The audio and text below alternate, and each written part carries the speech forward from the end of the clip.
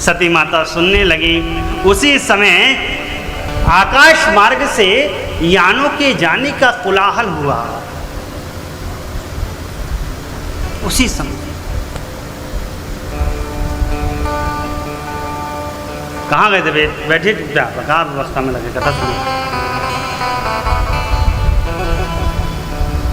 अब देखिए, पहले एक गलती कर चुकी हैं, अब देखिए नियति दूसरी गलती। बाबा कथा सुना रहे हैं और कथा से मन चला गया आकाश पर। कहा बाबा थोड़ा रुकिए। हाँ देवी, ये विमान क्यों जा रहे हैं, क्या बात है? ब्रह्मा जी ने प्रजापति, प्रजा का नायक नियुक्त किया था प्रजापति दक्ष को, और दक्ष ने थोड़ा सा बड़ा पद मिल गया तो अभिमान आ गया है। उस अभिमान के मारे यज्ञ किया है, शंकर जी को निमंत्रण नहीं दिया। शंकर जी ने कहा देवी, आपके पिता को प्रजा का नायक बनाया है ब्रह्मा जी ने, और उस खुशी में आपके पिताजी ने यज्ञ की संरचना की है, सारे देवगण उसी में सम्मिलित होने जा रहे हैं। अच्छा बाबा, और हम आप नहीं चलेंगे क्या? शिव जी कहें देवी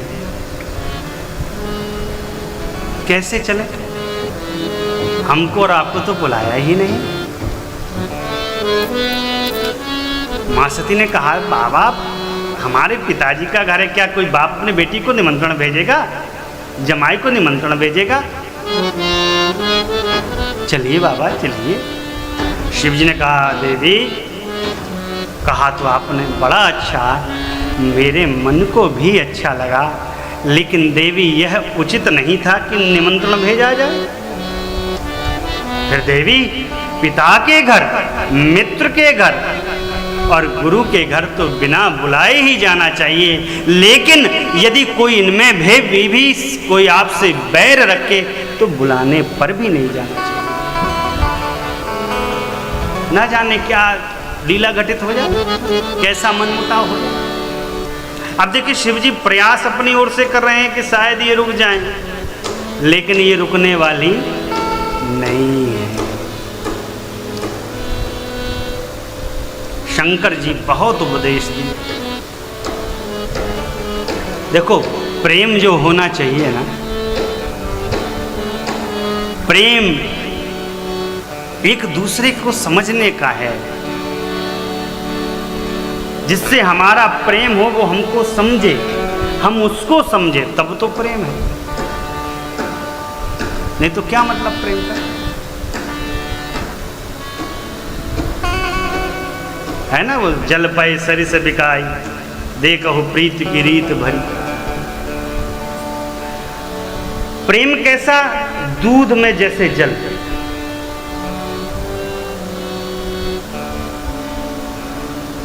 दूध में जल डाल दिया जाए तो दूध जल को भी दूध की प्रभुता प्रदान करता है, और जल भी दूध के इस प्रेम का निर्वहन करता है।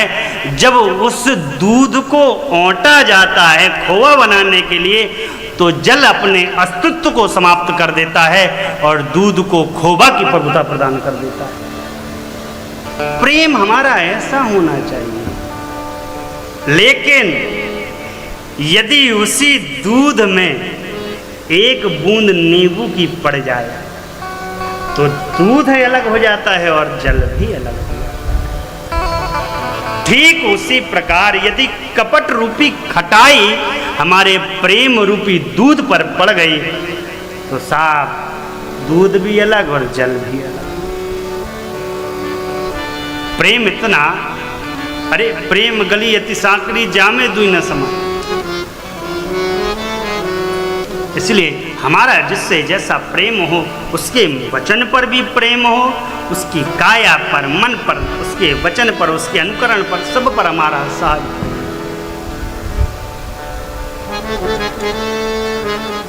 भगवान शिव ने उपदेश दिया मेरी मां सती को, लेकिन मां सती मानने वाली नहीं थी। मुख्य गणों को साथ में देकर भगवान शिव ने मेरी मां सती को विदा किया। माँ सती गई, पहुंची हैं मेरी माँ सती, यज्ञ की संरचना को देखकर आनंदित हो रही हैं, लेकिन न भाइयों ने पूछा। बहन तो इतनी मुस्कुरा कर मिली, इतनी मुस्कुरा कर, इतनी हंसी, इतनी टटोली की। हाय हाय हाय, माँ सती अब धीरे धीरे सारा वातावरण समझने लगी। दक्ष ने देखा सारे शरीर में अग्नि फैल गई दक्ष के।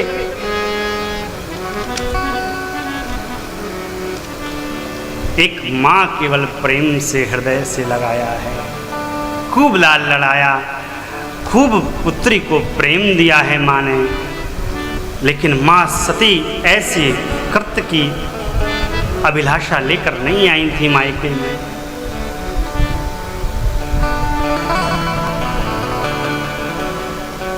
देखो, मायके से बेटियों को खूब प्रेम मिलना चाहिए, खूब प्रेम, इतना प्रेम, इतना प्रेम, इतना प्रेम कि उनका मन ससुराल में रमा रहे हैं।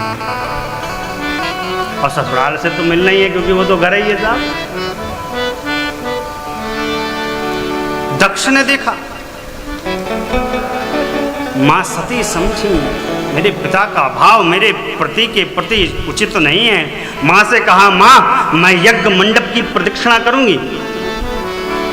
माँ ने कहा, पुत्री आप यज्ञ के मंडप में मत जाओ पुत्री। माँ ने खूब समझाया, अरे ये शिव की नहीं मानी, ये माँ की का मानती। मेरी माँ सती गई हैं, यज्ञ मंडप की ओर गई हैं, और यज्ञ मंडप पर जाकर देखा है सारे देवगणों के, मुनियों के आसन लगे थे। यज्ञ में सबका भाग है, सभी का सम्मान है। शिव का कोई आसन नहीं, शिव का कोई भाग नहीं, शिव का कोई सम्मान नहीं। अरे इतना देखना, मेरी माँ सती क्रोध में लबालब हो। और आज माँ सती उपस्थित श्रेष्ठ सभासदों से अपनी बात को रखते हुए बोल पड़ी हैं। सुनहु सभासद सकल मुनिंदा, सभासद सकल मुनिंदा, सुनहु सभासद सकल मुनिंदा, सुनहु सभासद सकल मुनिंदा। कही सुनी जिन शंकर निंदा, कही सुनी जिन शंकर निंदा। सो फल तुरत लाभ सब काहू, सो फल तुरत लाभ सब काहू। भली भांति पछताव पिताहू, भली भांति पछताव पिताहू। संत शंभु श्रीपति अपवादा, संत शंभु श्रीपति अपवादा। सुनिए जहाँ तहाँ सिमर जादा, सुनिए जहाँ तहाँ सिमर जादा। काटियता सुजीव जो बसाई, काटियता से जीव जो बसाई। शबन मोति नत चलिय पराई, शबन मोति नत चलिए पराई। जगदाता माँ महेश पुरारी, जगदात माँ महेश पुरारी। जगत जनक सबके हितकारी, जगत जनक सबके हितकारी। पिता मंद मति निंदत तेहि, पिता मंद मति निंदत तेहि। अच्छ शुक्र संभव यह देहि, अच्छ शुक्र संभव यह देहि। सजिहं तुरत देह तेहि रे, सजिहं तुरत देते तू। धरि चंद्र मौल विष के तू, और धरि चंद्र मौल वृष के तू। हस कहि जोगी अजीने तनु जारा, हस कहि जोगी अगेने तनु जारा। भयहु सकल मखहारा,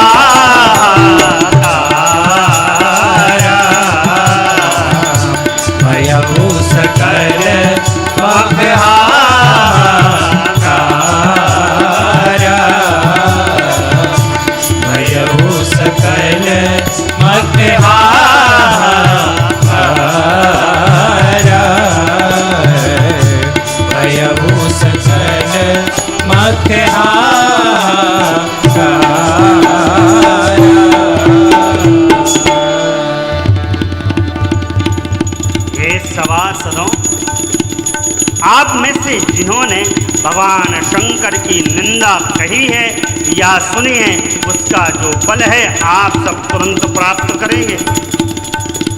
जहाँ पर संत की, भगवान शिव की, भगवान श्री हरि की निंदा हो, वहाँ पर ऐसी नीति बताई गई, या तो उस जीव की बात को असत्य सिद्ध कर दो, अन्यथा अपने श्रवण को मूंद कर, अपने कानों को बंद करके वहाँ से चल पड़ो। शंकर जी जगत बंद हैं, जगदीश हैं, सबका हित करने वाले हैं। अरे मति के मंद मेरे पिता, मैं आपको क्या कहूँ, अरे आपको मैं छोड़िए क्या कहूँ, आपसे ही तो उत्पन्न मैं हूँ, मैं आपकी जैसी मति वैसी मेरी मति। आपने इस देह से भगवान शिव का अपमान किया, मैंने उनकी बात ना मानकर इस यज्ञ में सम्मिलित होकर उनका अपमान किया। अब मैं इस देह को नहीं रख सकती, योगाग्नि को अब आवाहन करके मेरी माँ सती ने योगाग्नि में अपने शरीर को सौंपा। मेरी माँ सती का वह स्वरूप दग दग दग दग।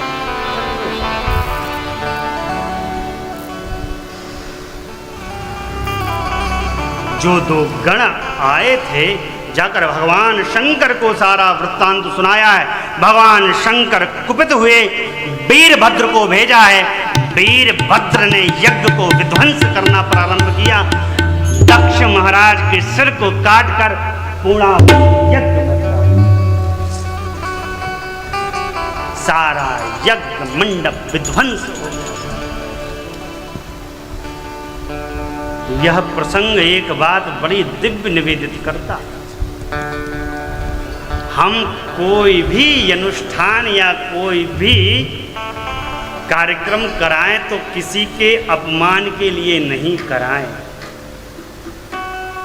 क्योंकि यदि हम अपमान के लिए कराएंगे तो उस कार्यक्रम की सिद्धता और सफलता में संदेह रहेगा। दक्ष ने केवल भगवान शिव के अपमान के लिए इतनी बड़ी यज्ञ की रचना की थी, और अपमान तो छोड़िए, पूरा यज्ञ विध्वंस हो गया। और शंकर कौन है? सहज सरल। शंकर जी को सम्मान की कोई अपेक्षा नहीं, कहो बैठ जाते हैं। विभुम व्यापकम ब्रह्म वेद स्वरूपम, भगवान शिव मान अपमान से परे हैं। एक हमारे छोटे महाराज जी गीत गाते हैं, चंदन बिना लीलार न सो, योगी ज्ञान बिना जो धनवान न शोभित होता, दिए दान बिना। अब ऊपर जाए, नीलकंठ कोई हो ना सका, नीलकंठ कोई हो न सका, विषपान के बिना तन तर न सकेगा, मूरख प्राणी राम के बिना। नीलकंठ कौन है? जिसने विष पिया है, और यह विष पीना सरल नहीं है। समार तो बसे आपन ते समारो आपे। जहर अमृत बिना तो सरल है माई बाप। अपमान का घूंट और सम्मान का अमृत, अपमान के जहर का घूंट, सम्मान के अमृत का घूंट जो समान रूप से वर्ण करता, वो शंकर है। इसलिए शंकर जी को मान अपमान नहीं। यज्ञ का विध्वंस हो गया। फिर मुनियों ने युक्ति बनाई, ब्रह्मा जी ने और भगवान विष्णु जी ने शंकर जी को सम्मान बुलाया है और शंकर जी की अध्यक्षता में यज्ञ को संपन्न कराया है। दक्ष महाराज के सिर पर बकरे का सिर लगाया गया। इस पुनीत इतिहास को जगत जानता है। मेरी मां सती ने जीवन में बहुत सारे अपराध कर दिए हैं, लेकिन जीवन के अंतिम क्रम में मेरी मां सती से एक बड़ा अच्छा पुण्य हो गया है। श्री हरि विष्णु सन्मुख खड़े थे, मेरी मां सती का भाव परमात्मा शिव के प्रति जगा है और भगवान श्री हरि से मां सती ने वरदान मांग लिया है। सती मरत हरि सनवरु मांगा, सती मरत हरि सनवरु मांगा, जन्म जन्म में शिव पद अनुरागा, जन्म जन्म में शिव पद अनुरागा, तेहि कारण हिमगिरि गृह जाई, एहि कारण हिमगिरि गृह जाई, जन्मे पार पतित तनु पाई, जन्मे पार पतित तनु पाई, जन्मे पार पतित पाई, जन्मे पार पतित पाई। भगवान श्री हरि से निवेदन किया, हे प्रभु, जन्म जन्मांतर तक शिव जी के चरणों में मेरा प्रेम दृढ़ हो, शिव मुझे पति के रूप में प्राप्त हो, ऐसा वरदान दीजिए। वरदान को प्राप्त किया है और उसी वरदान के कारण हिमाचल राज के घर पर मैना महारानी हिमाचल राज की पुत्री बनकर पार्वती माँ के रूप में मेरी माँ का प्रादुर्भाव हुआ है। बोली पार्वती मैया की। जब से मेरी माँ पार्वती का जन्म हिमाचल प्रदेश में हुआ, सुंदरता और बढ़ गई उस प्रदेश की।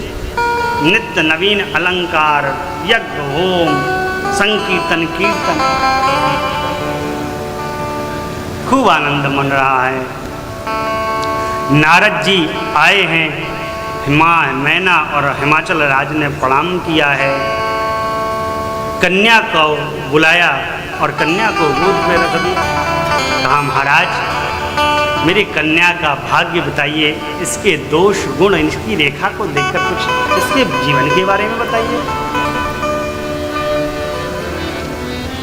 नारद जी ने कहा, मैना महारानी हिमाचल राज, आपकी पुत्री सर्वगुण संपन्न है।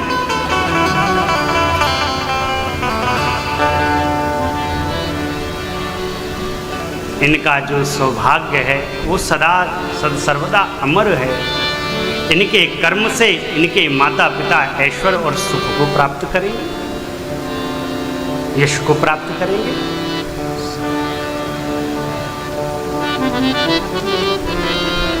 सभी शुभ लक्षणों से संपन्न आपकी पुत्री है महारानी। हे महाराज, कन्या के जो गुण थे मैंने बताए, अब कुछ इसमें दोष हैं वो भी सुन लीजिए। इनका जो वर होगा ना, वो दिगंबरी होगा, अकामी होगा, नगन वेश को धारण करने वाला होगा, भूत पिशाचों के साथ रहने वाला होगा, मशान की बबूती लपेटने वाला होगा। इतना सुनना ऐसा? अरे ऐसा नहीं, अभी तो और सुन लीजिए। उस वर के माता पिता नहीं होंगे। अरे ऐसा? अरे ऐसा? महाराज कोई उपाय, इस गति को टाला जा सकता? नारद जी ने कहा मुनीस हिमवंत सुनी, जो विधि लिखा दिला, देव धनुज नर नाग मुनि, को न मेट निहार। हे हिमाचल राज, मेरे बाप ब्रह्मा जी ने जो माथे पे लिख दिया, कोई मेट नहीं सकता, कोई काट नहीं सकता। हाँ, इतना जरूर है,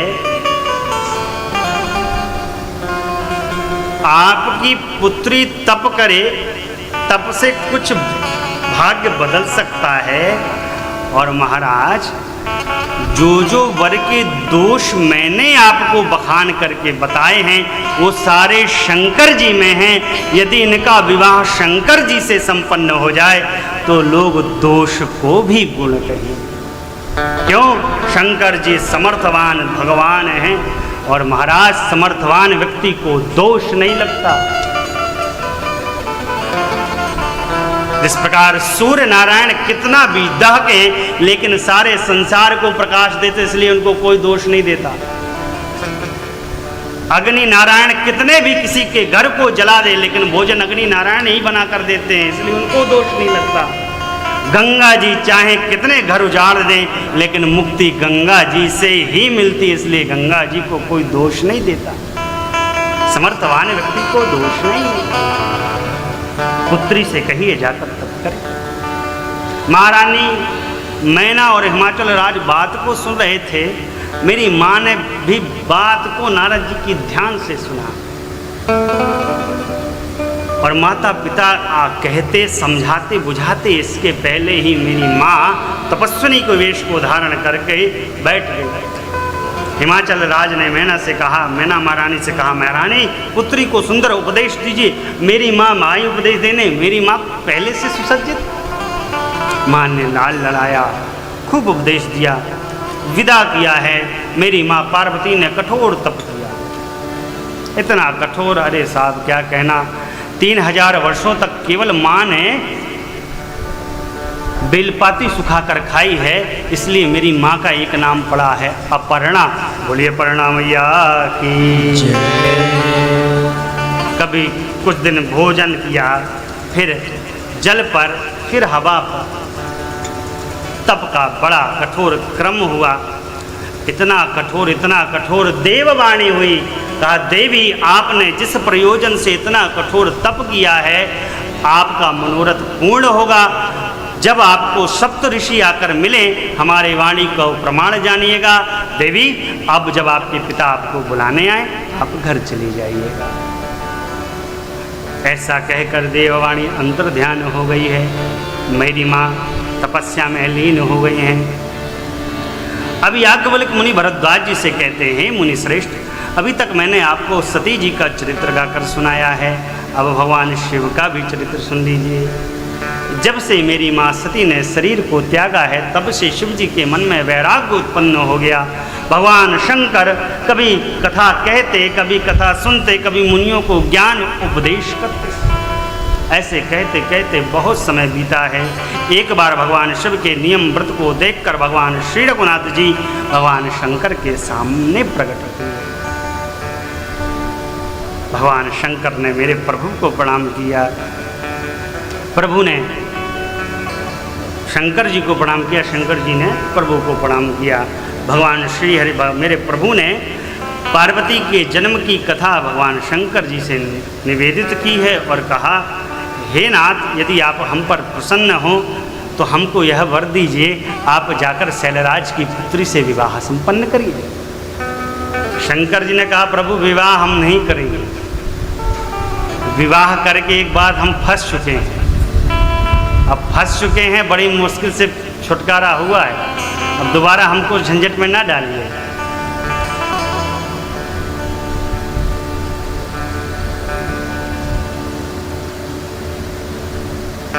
भगवान ने कहा झंझट, अरे आपने हमसे वचन दिया है कि आप जो कहेंगे हम उसका पालन करेंगे। शंकर जी ने कहा नाथ, आपकी आज्ञा का पालन करना तो हमारा परम धर्म है, आपकी आज्ञा कैसे काट सकते हैं। भगवान शिव ने भगवान श्री रघुनाथ जी को वचन दिया है, भगवान ने वचन को प्राप्त किया है और भगवान अंतर्ध्यान हुए। इधर भगवान शिव ने सप्त ऋषियों को बुलाया है और कहा है जाके पार्वती जी के प्रेम की परीक्षा लीजिए। सप्तऋषि भगवान शिव की आज्ञा को पाकर मेरी माँ पार्वती के प्रेम की परीक्षा लेने गए। भगवान शिव पुनः समाधिस्थ हो गए। सप्तऋषि पहुँचे हैं मेरी माँ पार्वती के पास। देखा, अरे सा पार्वती नहीं, तपस्या ही मानो मूर्तिमान होकर खड़ी है। सप्तऋषियों ने जगाया मेरी माँ को, कहा देवी इतना कठोर तप किसके लिए आप इतना कठोर तप कर रही हैं। मेरी माँ ने कहा मुनियों, यदि मैंने आपसे बताया कि मैं किस लिए इतना कठोर तप कर रही हूं तो आप मेरी बात सुनकर हंस पड़ेंगे। क्यों? मैं जल की दीवार खड़ी करना चाहती हूं। मैं जन्म जन्मांतर तक शिव को पति के रूप में प्राप्त करना चाहती हूं।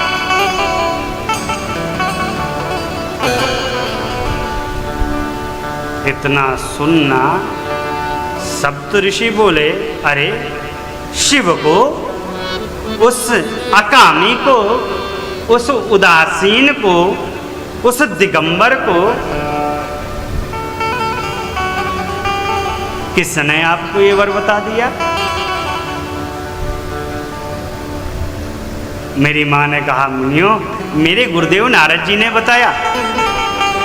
अरे सप्तऋषि ने कहा नारद, नारद के कहने पर किसी का भला हुआ है?